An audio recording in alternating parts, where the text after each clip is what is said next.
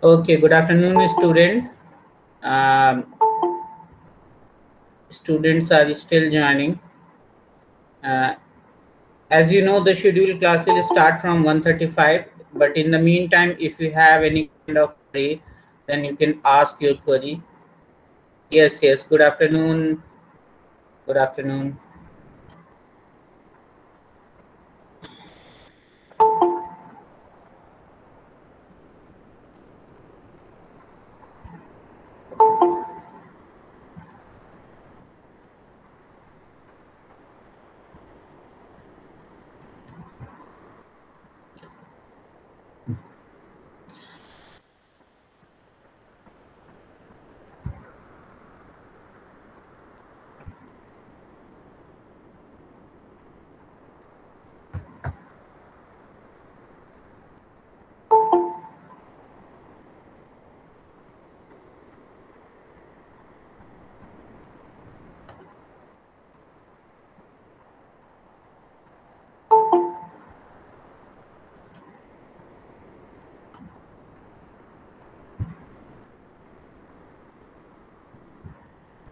Hmm.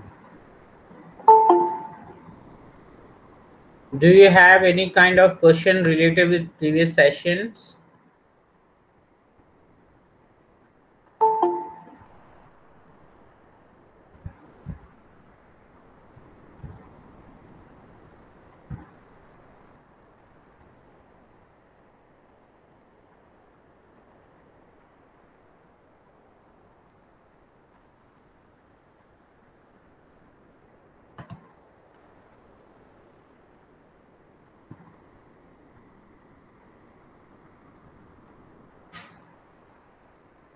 Okay, till now 18 students have joined.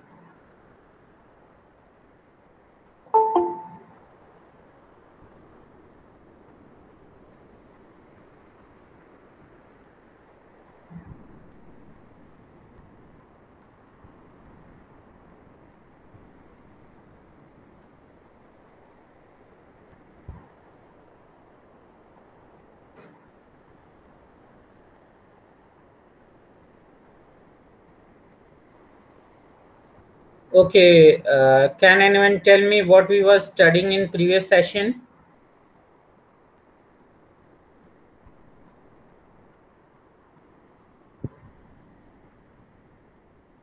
Sir, logic and physical address space.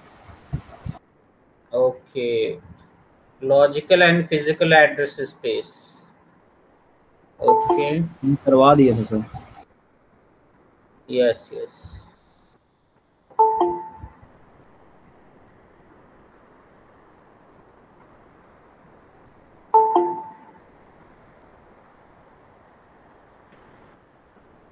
So, what is logical address space? Can anyone tell me?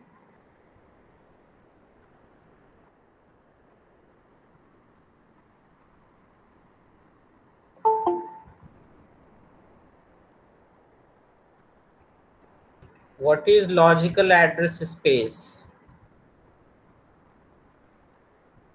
Okay, it is 1:35. So let's start Sir, today's session. generated Yeah, by CPU, sir. very good. Address generated by CPU. Very good. Very good. And what is physical address, student? Sir, address generated by main memory or RAM. Okay, address which is related with the main memory or RAM is known as physical address. Yeah. And how we can convert logical address into physical address? How we can convert? Is there any mechanism by which we can convert logical address into the physical address? Yes, very good, very good. Richa Kumari has responded with the help of MMU. And what is MMU? What is Memory management unit, sir. very good. So it means that you people are studying at home also. It is good to see that.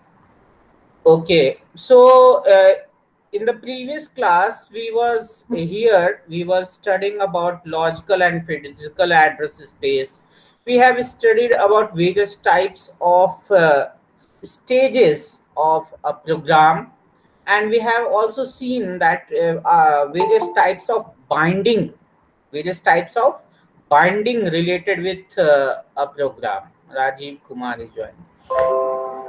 Okay, and and now moving forward to this, that I introduced you that there are certain unit which is known as memory management unit, which helps to convert our logical address space into the physical address space, which you can see here. Hardware devices that at runtime maps virtual to physical address. Virtual it means logical. तो logical to physical address को जो hardware convert करता है, hardware devices convert करता है, उसको MMU कहते हैं, एंड इसका एब्रिविएशन है memory management unit. Okay, Rajan Sharma is joining and Vipin Kumar. Okay, so many other possibilities. कैसे ये कन्वर्जन होता है, मतलब कि पेजिंग होता है, सेगमेंटेशन होता है, ये सब हम लोग बहुत डिटेल में हम लोग इस चैप्टर में पढ़ेंगे. सबसे पहले एक स्मॉल लेमन लैंग्वेज में समझने की कोशिश करते हैं कि कैसे ये कन्वर्जन होता होगा. तो to start consider simple scheme where the value in the relocation register. It means as I in the previous class also we told you, there is a certain type of register known as relocation register. ठीक है, relocation registers होते हैं हमारे पास, और इनमें क्या होता है, कुछ एड्रेस स्टोर्स होते हैं to relocate our code is added to every address generated by user process at the time it is sent to memory. मतलब कि जैसे CPU से जनरेट होगा, कोई CPU जनरेट करेगा किसी प्रोसेस को, तो MMU क्या करेगा, मेमोरी मैनेजमेंट यूनिट क्या करेगा, उस एड्रेस में ये जो लॉजिकल एड्रेस जो जनरेट हुआ है, इसमें अपना जो रीलोकेशन रजिस्टर है, रीलोकेशन रजिस्टर में जो वैल्यू है उसको क्या करेगा, एड अप करेगा. और तब हम क्या करेंगे, मेन मेमोरी में हम जाके इसको चेक करेंगे. तो ये it is a simple technique, मैं ये नहीं कह रहा हूं कि यही एक टेक्निक है, मैं ये कह रहा हूं कैसे हम समझें कि लॉजिकल एड्रेस कन्वर्ट होता है फिजिकल एड्रेस में. तो ये उसका एक सिंपल टेक्निक है. Okay, Vipin Kumar is joining. Okay, so this is one of the simplest technique where we are using a simple relocation register to get our physical address. How? If the CPU will generate a logical address, then the value of relocation register will be added into the logical address, and it will generate a physical address. And is at this location, whatever the value will be there, it will go into the CPU for processing work. Okay, so this is one of the very simple example by which I wanted you to have an understanding that how a MMU is working in between or conversion for a logical address space into the physical address space. Pankaj Kumar is joining. Okay, Bipin Kumar, switch off your video. Okay, so it is added to every address generated by a user process at the time it is sent to memory. Okay, base register now called relocation, और इस scheme में base register की तरह work कर रहा है आपका relocation register. ठीक है, अब यहाँ पे आगे नेक्स्ट स्लाइड में हम लोग देखेंगे, ठीक है, कि कैसे ये बेसिकली जो मैं बता रहा हूँ कैसे वर्क कर रहा है. The user programs deal with logical address. ये हमेशा याद रखिएगा, यूजर का जो प्रोग्राम होता है वो लॉजिकल एड्रेस के साथ डील करता है. ये कभी भी फिजिकल एड्रेस को सी नहीं कर पाता है. Never sees the real physical address. तो यूजर प्रोग्राम हमेशा लॉजिकल एड्रेस को रेफर करेगा, ना कि फिजिकल एड्रेस को. Okay, execution time binding. I think you know about what is the meaning of execution time. There are compilation time, load time, execution time. Okay, execution time binding occurs when reference is made to location in memory. जब execution time में अगर binding होगा तो वहां पे जो reference बनेगा, मतलब किस लोकेशन को एक्सेस करना है, तो ये क्या होगा, एट दैट टाइम आपका मेमोरी जो आपका कन्वर्जन होना है लॉजिकल एड्रेस का फिजिकल एड्रेस स्पेस में, उस टाइम होगा. Logical address bounds to physical address. हर एक लॉजिकल एड्रेस के लिए कोई ना कोई फिजिकल एड्रेस होता है. ठीक है, get it. So this is all of the working related with MMU. Now come upon to the how this process works. So here you can see a diagram where you can see a hardware unit. It is known as MMU. तो यहाँ पे क्या हो रहा है, CPU कोई logical address generate किया. Logical address है आपका 346 और रीलोकेशन रजिस्टर में वैल्यू पड़ा हुआ है पहले से 14,000. अब मैंने क्या कहा था, relocation register it means MMU जो मेमोरी मैनेजमेंट यूनिट है, it is one of the scheme. I am not telling that this is only scheme. This is one of the scheme by which a MMU converts a logical address into the physical address. Remember this always. Okay, so यहाँ पे क्या होगा, logical address की value जो generate हुई है CPU के through, उसमें रीलोकेशन रजिस्टर्स की जो वैल्यू होगी वो एड अप कर देंगे तो हमको क्या मिल जाएगा, फिजिकल एड्रेस मिल जाएगा. तो इस फिजिकल एड्रेस होता क्या है, it is one of the address related with the main memory. तो हम क्या करेंगे, मेन मेमोरी में जाके इस में चेक करेंगे कि does we have certain data और not, certain data, program, anything. Okay, so this is one of the working related with MMU. Routine is not called until it is routine is not loaded until it is called. मतलब कि जो भी process या programme होगा आपका, वो जब तक कि लोड नहीं होगा जब तक कि उसको कॉल ना किया गया हो. ओके, सो इससे क्या फायदा होगा, यहाँ पे डायनेमिक रिलोकेशन हो रहा है.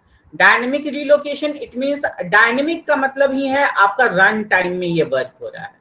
रन टाइम में वर्क हो रहा है, इट मींस रन टाइम में रिलोकेशन हो रहा है. आपका यहाँ पे कोई एड्रेस जनरेट हुआ, उसको रिलोकेट करके हम दूसरे एड्रेस की ओर ले गए. तो यूजिंग द रिलोकेशन रजिस्टर हम डायनेमिक रिलोकेशन करते हैं, वो यहाँ पे समझाया गया है. अब इससे फायदा क्या है कि रूटीन हमारा हमेशा मेमोरी में रूटीन नहीं पड़ा रहेगा. रूटीन या प्रोग्राम ओके, प्रोग्राम नहीं पड़ा रहेगा. प्रोग्राम तभी आएगा मेमोरी में जब तक कि उसको कॉल ना किया गया हो. तो इससे क्या होगा, बेटर यूटिलाइजेशन ऑफ मेमोरी भी हो पाएगा. तो बेटर मेमोरी यूटिलाइजेशन होगा and unused routine is never loaded. जिसका कि कोई काम नहीं है वो हमेशा क्या होगा, अपने डिस्क में पड़ा हुआ रहेगा. जिसका काम नहीं है वो डिस्क में पड़ा हुआ है. तो क्या होगा, डिस्क क्योंकि ज्यादा स्पेस है ना डिस्क के पास. आपको मैंने बताया था कि मेमोरी हायरार्की जब मैं आपको पढ़ा रहा था तो उसमें बताया था कि डिस्क होते हैं that has a higher capacity to store the data in comparison to main memory. Okay, so इससे क्या होगा, unused routine is never loaded. All routines kept on disk is relocatable load format. मतलब कि जितने भी routine यहाँ पे या प्रोग्राम, रूटीन या प्रोग्राम कर लीजिए, तो प्रोग्राम जो भी यहाँ पे पड़े हुए हैं उसको हम क्या कर सकते हैं, with the help of MMU इसको हम क्या कर सकते हैं, रिलोकेट कर सकते हैं। इट मींस किसी भी इसके एड्रेस में हम भेज सकते हैं, ठीक है। Useful when large amount of code are needed to handle infrequent occurring cases. Okay, it means कि हमारे पास क्या है, अब यहाँ पे एक चीज को समझने की कोशिश कीजिए। यहाँ पे ये जो लाइन बोला गया है ना, ये थोड़ा वर्चुअल मेमोरी की तरफ लेके जा रहा है हमको, क्योंकि अगर हमारा जो साइज है रैम का, अब पूरा का पूरा प्रोग्राम तो हम रैम में क्या करते हैं, अगर हमारा प्रोग्राम का साइज बहुत बड़ा है तो हम पूरा का पूरा प्रोग्राम रैम में स्टोर नहीं कर सकते हैं फर्स्ट।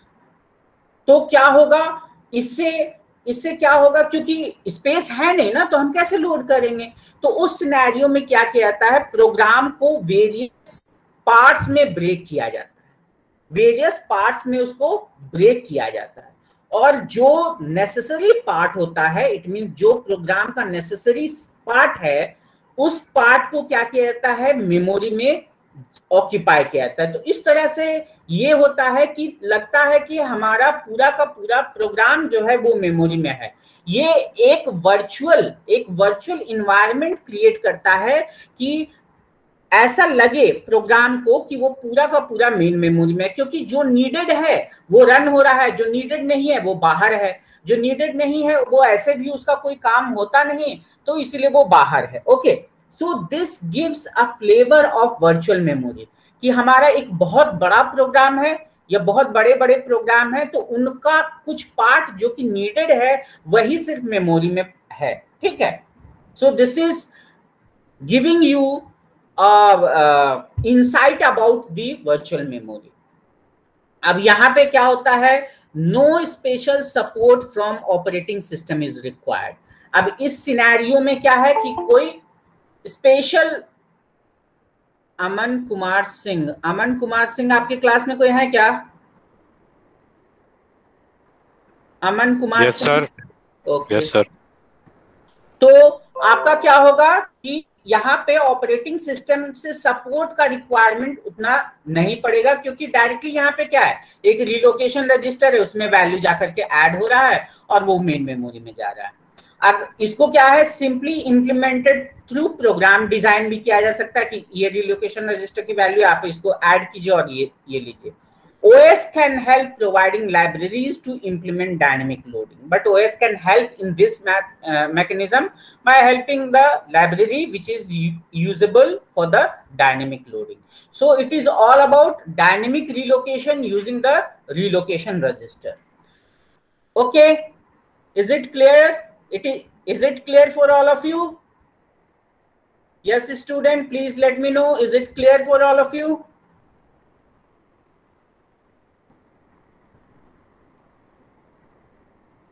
सो गए क्या सब लोग? Shubham? Yes sir. Okay okay, so now moving forward, so this is all about the dynamic relocation. Now come upon to the dynamic linking होती है, मतलब क्या हो रहा है, आपका कोई फाइल है उसको लिंक किया जा रहा है। अब फाइल लिंकिंग का क्या मतलब है? लिंकिंग आपके दो तरीके से हो सकते हैं, either it can be static और इट कैन बी डायनेमिक।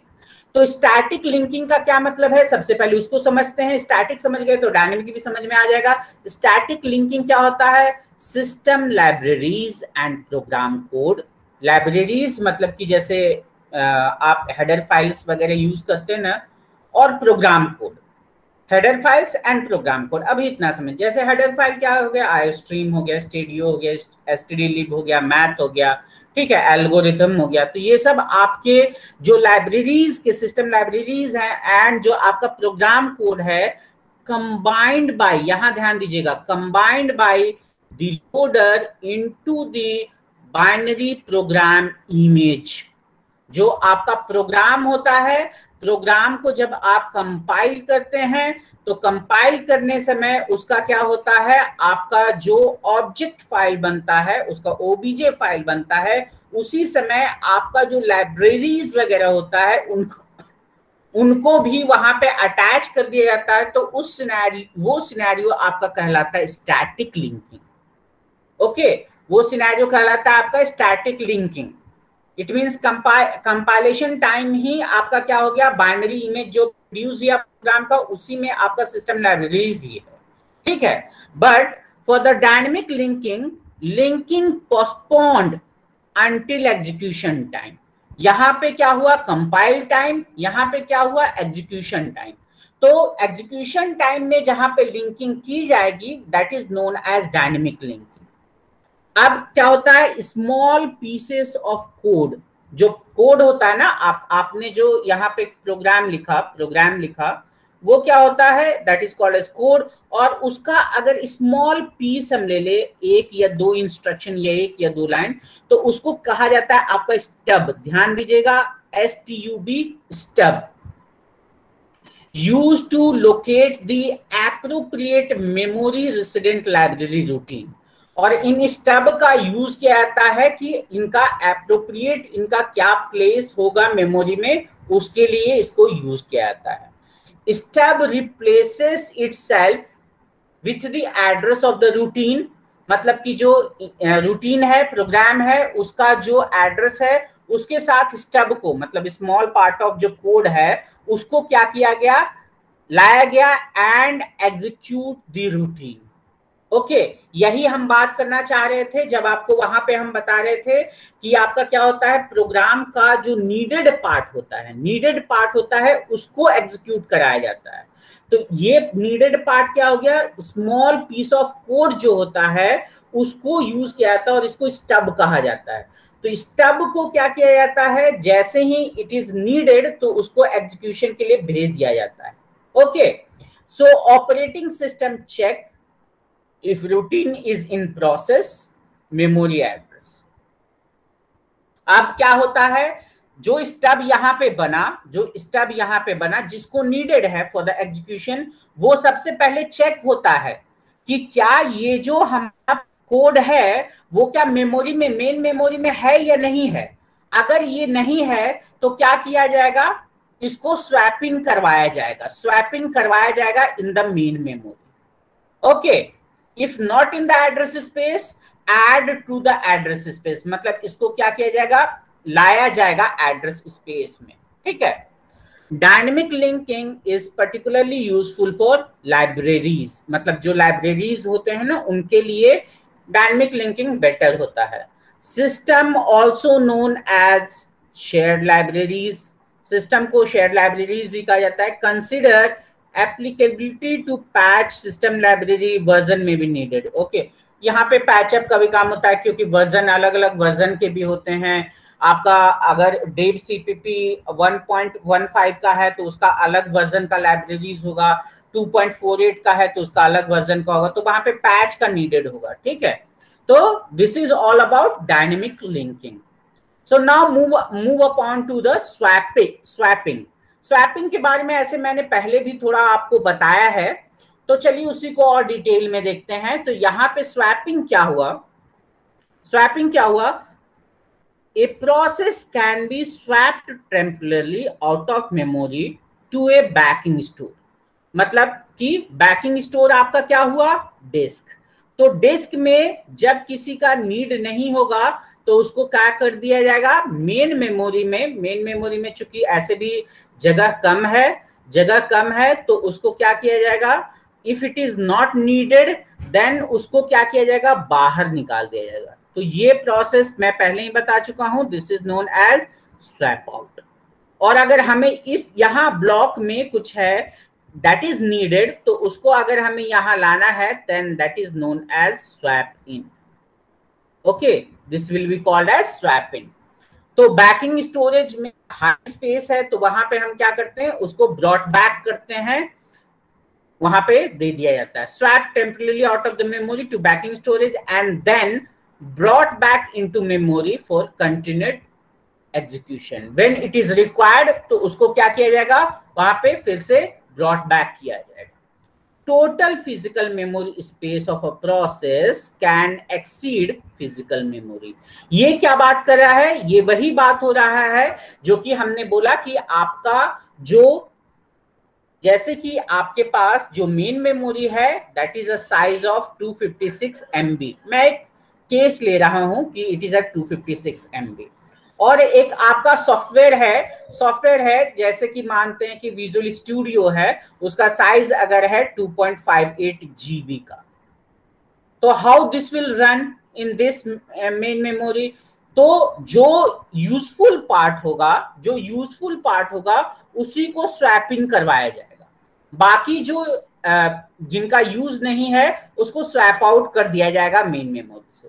तो यहाँ पे आपका जो टोटल फिजिकल मेमोरी का स्पेस है उससे ज्यादा साइज का भी प्रोग्राम क्या हो सकता है? एग्जीक्यूट हो सकता है। ठीक है। सो वाया दिस मैकेनिज्म स्वैपिंग के थ्रू क्या किया जाता है? उनको चेंज किया जाता है। ठीक है। Backing storage, fast disk large enough to accommodate copies of all memory images for all user। okay, banking storage के बारे में बात हो रहा है। must provide direct access to those memory image। अब क्या होता है? आपका जो मेन मेमोरी होता है वो डायरेक्टली आपका डिस्क को एक्सेस कर सकता है। रोल आउट रोल इन क्या होता है? तो स्वैपिंग वेरिएंट है used for priority based scheduling algorithm. आपने वहां पे पढ़ा होगा जब शेड्यूलिंग आपको पढ़ा रहे हैं, प्रिमिटिव शेड्यूलिंग टाइप का आपका पढ़ा था। प्रिमिटिव शेड्यूलिंग में क्या होता था?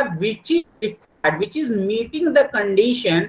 तो अगर कोई हमारा पहले से कोई प्रोसेस है जो कि सीपीयू में रन हो रहा है बट उससे हाई प्रायोरिटी का कोई प्रोसेस आ गया तो हम क्या करेंगे? उसको स्वैप आउट कर देंगे या उसको बाहर निकाल देंगे।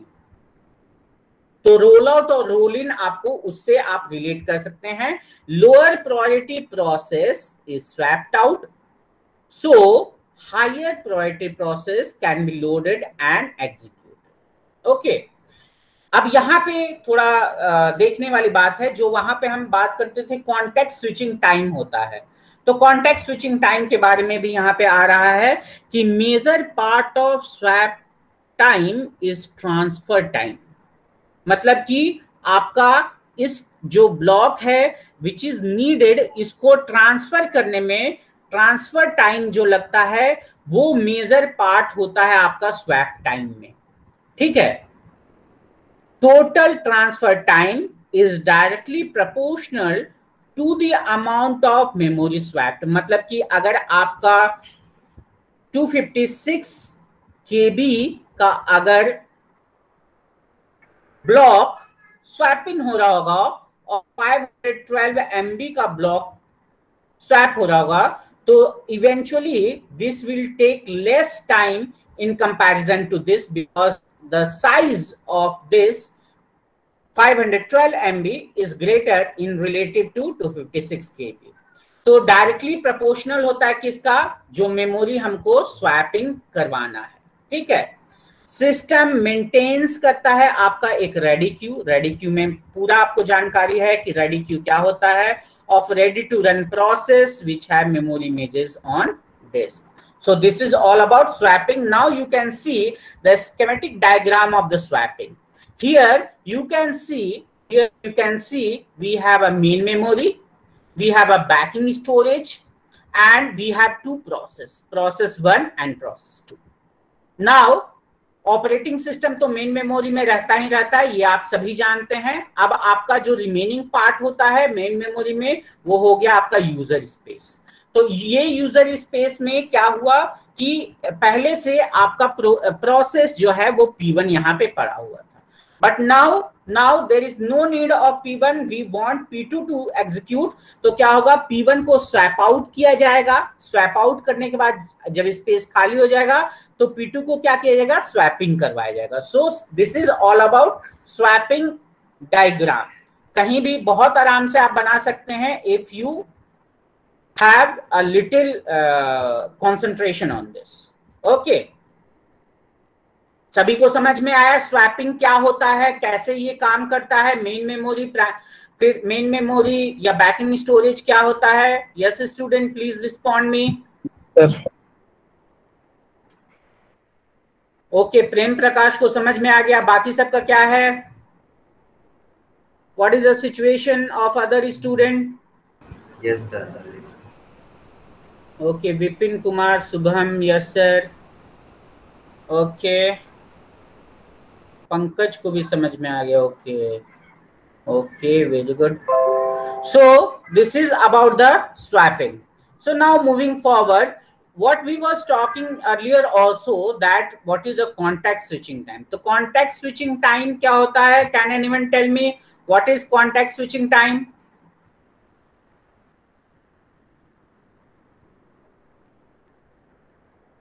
What is context switching time?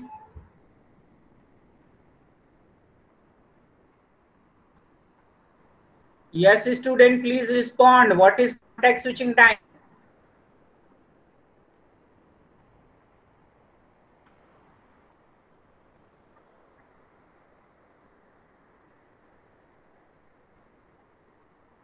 Student हैं सर। जब एक प्रोसेस जितना अमाउंट लेता है, मतलब एक प्रोसेस सीपीयू में है और वो निकल के दूसरा प्रोसेस आ रहा है, तो उतना देर में जो टाइम लगता है उसे कॉन्टेक्स्ट स्विचिंग टाइम बोलते हैं sir. Yes yes, difference between two process. No Shubham, difference between two process is not the context switching.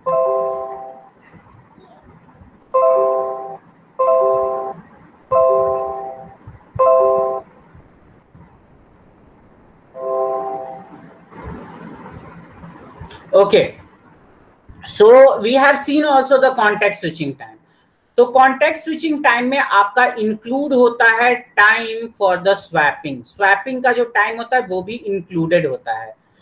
तो if next process to be put on CPU is not in memory, मतलब कि जो process हमें चाहिए वो memory में है नहीं, तो क्या किया जाएगा? उसको मेमोरी में लाया जाएगा. कैसे? स्वैपिंग करवा करके.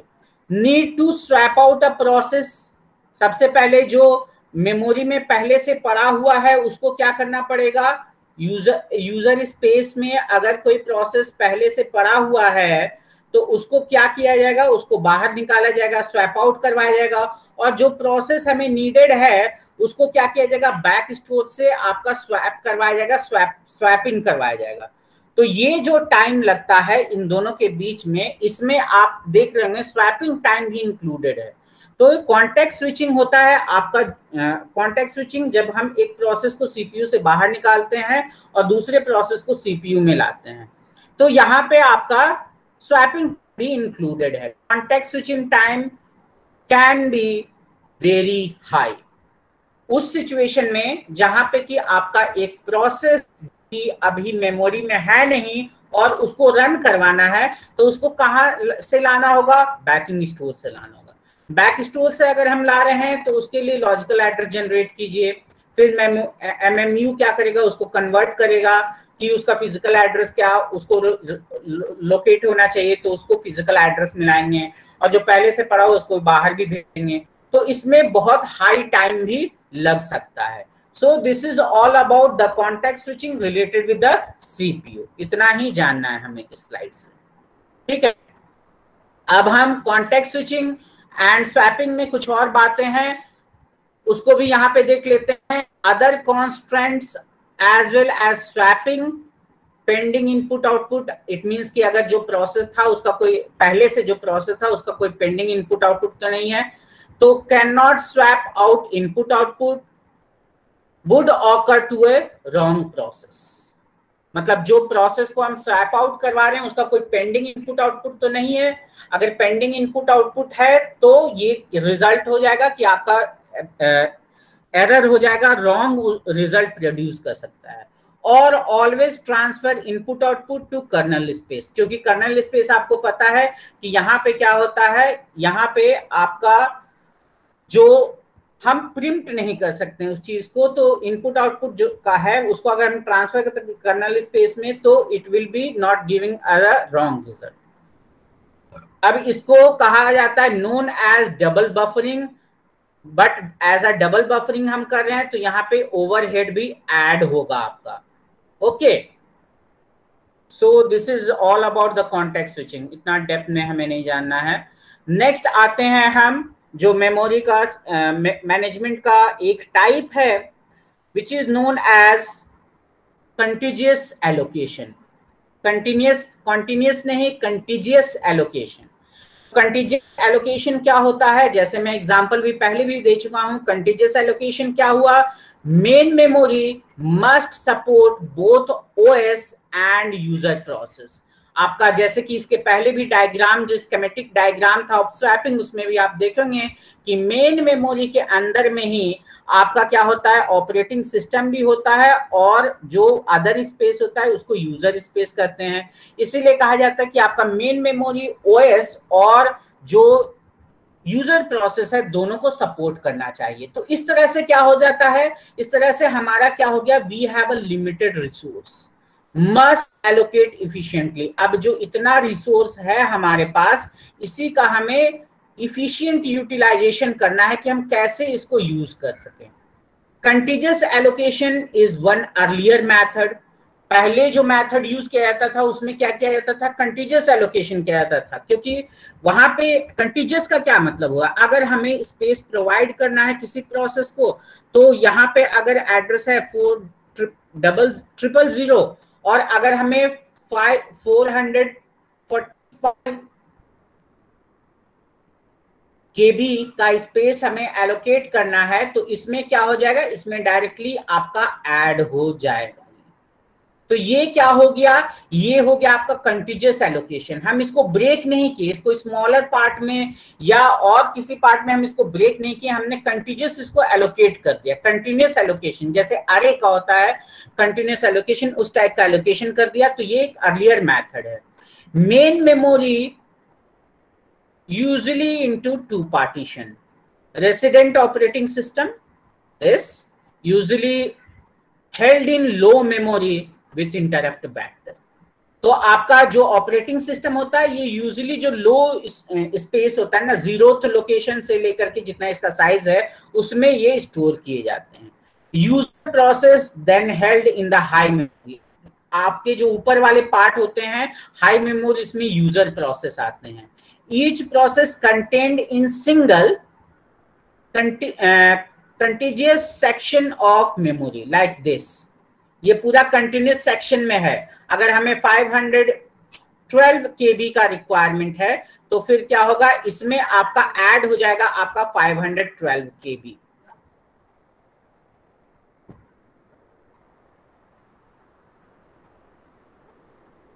इस टाइप से। तो this is called as contiguous allocation. Okay, so this इसको डिटेल में जानेंगे हम लोग कंटिजियस एलोकेशन को। So now come upon to the we will continue. Relocation register used to protect user process from each other and from changing operating system code and data. क्योंकि यहाँ पे क्या होगा कि आपका, आप यहाँ पे देख रहे होंगे कि आपका मेन मेमोरी के अंदर में ऑपरेटिंग सिस्टम भी पड़ा हुआ है, आपका यूजर प्रोसेस भी मेन मेमोरी के अंदर में आ रहा है। तो यहाँ पे एक रीलोकेशन रजिस्टर का यूज किया जाता है ताकि हम ऑपरेटिंग सिस्टम के कोड और डेटा में कोई चेंज ना कर सकें। और दूसरा, आपका एक प्रोसेस दूसरे प्रोसेस भी प्रोटेक्शन देने का काम रीलोकेशन रजिस्टर करता है। Relocation register, basically base register, contain value of smallest physical address. Limit register contain range of logical address. Each logical address space must be less than the limit register. Okay, तो आपको मैंने पहले ही ये चीज बताया हुआ है कि how we provide the protection with the help of limit and base register. सबसे पहले आपका बेस चेक होगा, फिर आपका उसमें अगर वो करेक्ट हुआ, नहीं करेक्ट हुआ तो वो ट्रैप में चला जाएगा, करेक्ट हुआ तो फिर हम ऐड करेंगे उस लिमिट की वैल्यू को।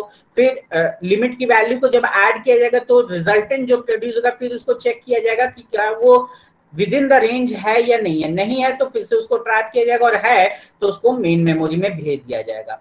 MMU यहाँ पे क्या हेल्प करता है, MMU maps logical address dynamically. यहाँ पे डायनेमिक, यहाँ पे लॉजिकल एड्रेस को कन्वर्जन किया जाता है। स्टैटिक इसलिए नहीं किया जा सकता है क्योंकि कौन स्पेस खाली हो रहा है, कौन स्पेस भरा हुआ है, ये हमें डायनेमिक टाइम पे ही पता चलेगा। ठीक है,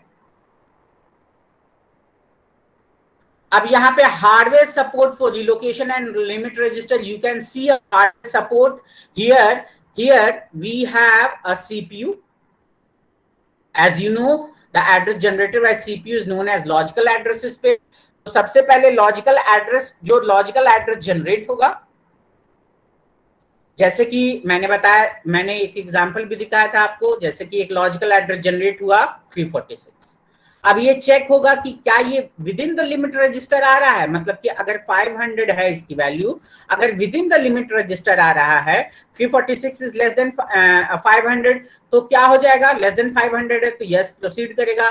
बट अगर यहीं पे अगर ये 846 होता तो क्या होता, ये ट्रैप में चला जाता। ओके, फिर क्या होगा, 346 आगे बढ़ेगा। 346 में क्या, रिलोकेशन रजिस्टर, जैसा कि आपको पहले दिखाया गया था, रिलोकेशन रजिस्टर की वैल्यू मानते हैं हम 14,000 है, फिर उसको ऐड होगा तो ये जनरेट करेगा आपका फिजिकल एड्रेस में, और फिजिकल एड्रेस फिर क्या होगा, हम मेमोरी में उस लोकेशन पे जाकर के वो जो भी प्रोसेस है या डेटा है हम उसको रीड करेंगे। तो ये hardware support relocation register and limit register के थ्रू दिया जाता है। सभी को समझ में आया इतना? सर ट्रैप में जाने के बाद से क्या होगा? ट्रैप में चला गया तो वो फिर आपका क्या हो जाएगा, उसको ऑपरेटिंग सिस्टम हैंडल करने लगेगा, मतलब वो एड्रेस है ही नहीं ना, जैसे कि आप सर यस सर 946 पहले मैं इनका ट्रैप का जो इशू है वो मैं बता दूं। ट्रैप मतलब हो गया कि आपने जो एड्रेस जनरेट किया वो एक सही एड्रेस नहीं, वो एक गलत एड्रेस है। तो वो गलत एड्रेस को बेसिकली हम क्या करते हैं कि अब वो एरर, जैसे कि आप प्रोग्राम वगैरह रन करते हैं ना, तो वहां पे क्या होता है, एरर वगैरह जनरेट होता है या वार्निंग वगैरह जनरेट होता है, तो उसी टाइप से क्या किया जाएगा, वहां पे उसको हॉल्ट कर दिया जाएगा। उसको क्या कर दिया जाएगा, हॉल्ट कर दिया जाएगा कि तुम अब आगे प्रोसीड नहीं कर सकते हो, तो ट्रैप हो गया खत्म यहाँ पे। ठीक है, नेक्स्ट क्वेश्चन। सर ये 946 देन 846, तो सर 846 से वो भी तो 500 से ज्यादा। 946 नहीं नहीं नहीं नहीं, मैं थोड़ा यहाँ इसमें, this is 346। Okay sir, I got it. 346 it is. ठीक है, एनीथिंग एल्स? यस स्टूडेंट, सभी को समझ में आया? Yes sir. Yes sir. Pankaj was asking what is interrupt vector, interrupting vector. Okay. Pankaj, जब मैं आपको इंट्रोडक्शन टू ऑपरेटिंग सिस्टम में इंटरप्ट बता रहा था तब आप क्लास में थे क्या पंकज? ये सर थे लेकिन भूल गए क्या।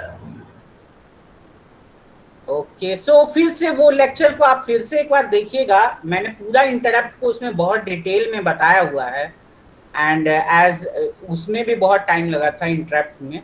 तो इंटरप्ट बेसिकली मैं इन शॉर्ट आपको बता दूं कि क्या हुआ कि अगर कोई जो करंट एग्जीक्यूशन है, उस करंट एग्जीक्यूशन को कोई दूसरा प्रोसेस क्या करना चाहता है, बीच में रोकना चाह रहा है और अपना प्रोसीड करना चाह रहा है, तो वो क्या करेगा, इंटरप्ट प्रोड्यूस करेगा, तो वहीं पे आपका इंटरप्ट आता है। ठीक है,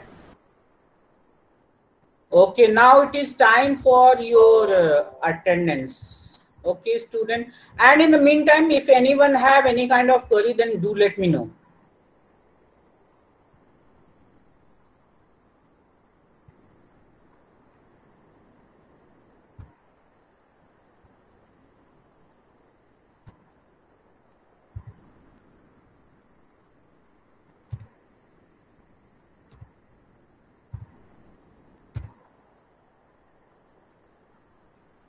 Okay students, I am providing you link for today's attendance, kindly fill it up. I have provided you link for today's attendance, kindly fill it up.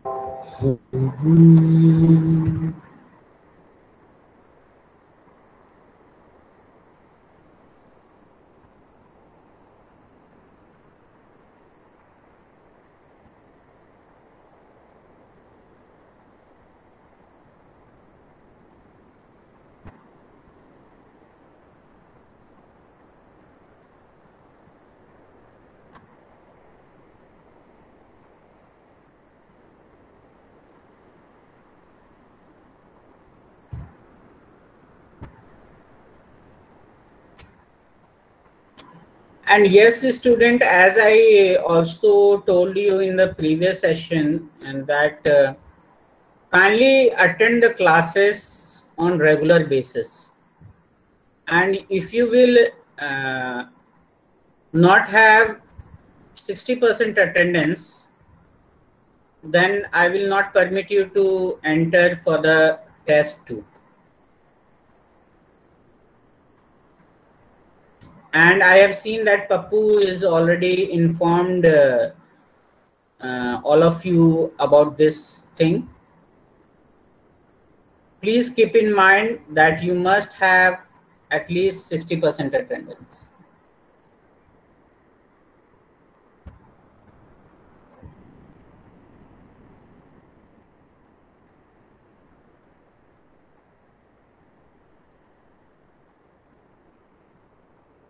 Okay, student, let's see how many of you have responded.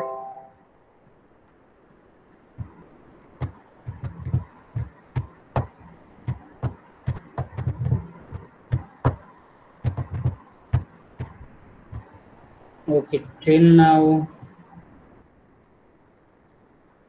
30 students have responded.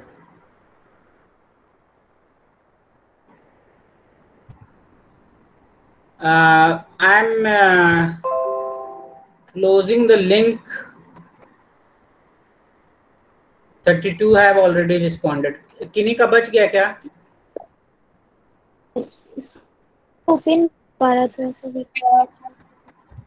Okay, I'm opening this. Please fill it up. Simran Kumari, please fill it up. Mohit Raj, sir आप बता सकते हैं अभी कितना % attendance हुआ है? Till now I haven't completed that. I haven't calculated that. But as a student you must know that how much attendance. Approx तो data पता होगा ना. 60% बहुत ज्यादा तो है नहीं, मतलब कि आपने हाफ ऑफ क्लास किया है या नहीं किया.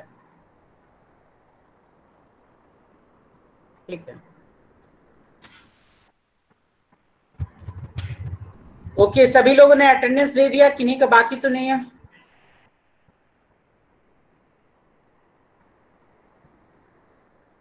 Sir yes. ओपन नहीं हो रहा है. क्या नहीं हो रहा? सर लिंक चाहिए क्या? ऐसा बोलना चाहिए ना. No sir. Link.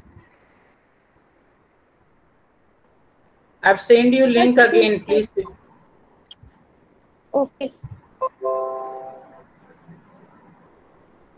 Start response accept कर रहा है वो, ठीक है ना. लिंक ओपन है अभी.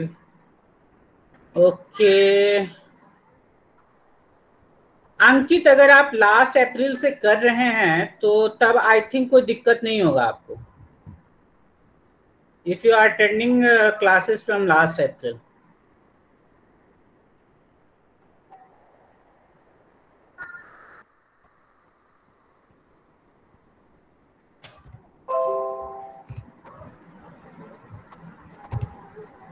Simran, have you done that? Attendance complete हो गया? Okay, student, it is time also that we have finished our time. That now we will meet in next session and we will dig deep into the continuous and non-contiguous allocation, and we will also see some of the algorithm to manage our memory. Okay, so thank you student, have a nice day. You can leave the class now.